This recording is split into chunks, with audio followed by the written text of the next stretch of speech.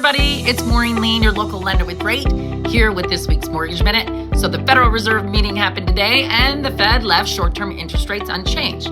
As a result, the bond market lost ground sharply, which then put upward pressure on our mortgage rates, causing lenders to increase rates today, sadly. But understand, mortgage rates are still hovering around 6.6%, which is roughly 1/3% lower than this time last year. So there honestly really is nothing for everyone to panic about. But let's talk about housing. So housing starts, well, those fell 15% in May, which is the lowest level since 2020. And this just means that builders are starting fewer new homes. But if rates gradually improve and buyer demand increases, all while this new construction remains limited, we could possibly see even tighter housing in some of our inventory, all right, in some of these markets. But where's the demand? Let's look. Mortgage applications, well, they remained relatively steady. Purchase transactions were flat week over week, but refinance transaction and activity, that continues to run about 17% higher than a year ago.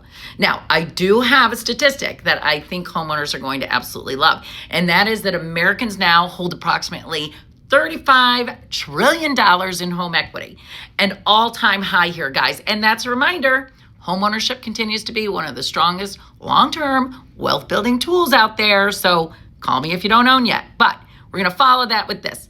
Retail sales came in stronger than expected, indicating that consumers are still spending. And that's awesome, right? Because everyone must be doing great, even though things are not doing great. But along with that, we have some data that was released. This is coming from the New York Federal Reserves, and they are saying and showing that the nation's collective credit card balances, they're standing at $1.25 trillion. Just a massive number. But what may be more massive is when you drive down the numbers and you look at the average interest rate on those credit cards, it's 21%, folks. So if you have a job or a second job or you're hustling, well, a side hustle, then maybe you're keeping up. But it doesn't seem that way because another statistic came out and it is showing that 13% of the Americans who do carry these balances, well, they're at least 90 days delinquent on their credit cards, which is the highest level that we've seen since 2011. And remember, 2011, that's when we were coming off of the recession and recovering from the financial crisis. So guys, if you own a home, if you have equity in there and you're carrying all these credit cards with those high balances, give me a call. We need to look and see if maybe a cash out refinance, consolidating debt is gonna help you.